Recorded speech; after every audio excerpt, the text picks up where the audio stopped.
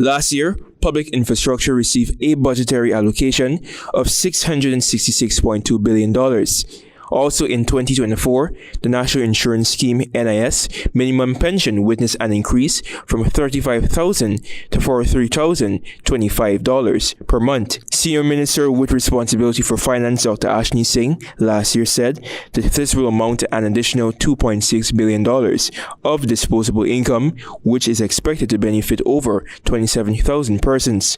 Many critics experienced in finance have deemed this unacceptable due to the economy's booming oil sector. This was the position of Economist Elson ahead of Budget 2025, which will be presented on Friday, January 17th.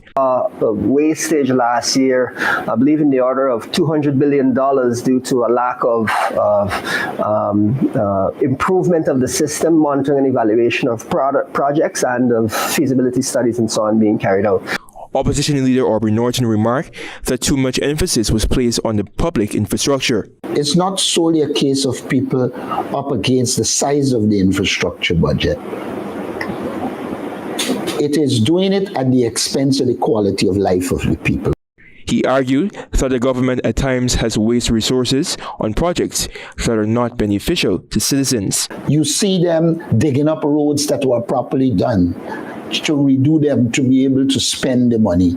And so the problem is wastage. Meanwhile, leader of the Alliance for Change, Nigel Hughes, shared recommendations for this year's fiscal plan. Is that the non-oil primary deficit as a share of the non-oil GDP should expand only by the sum of the oil revenues withdrawn from the National Resource Fund and foreign borrowing.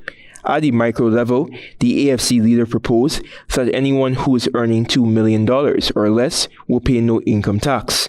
Persons earning between $2 million to $10 million per annum should pay 15% income tax, while those earning in excess of $10 million per annum will pay 20% income tax.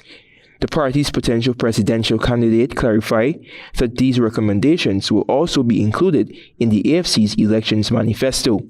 Antonio Day reporting for the HGP Nightly News.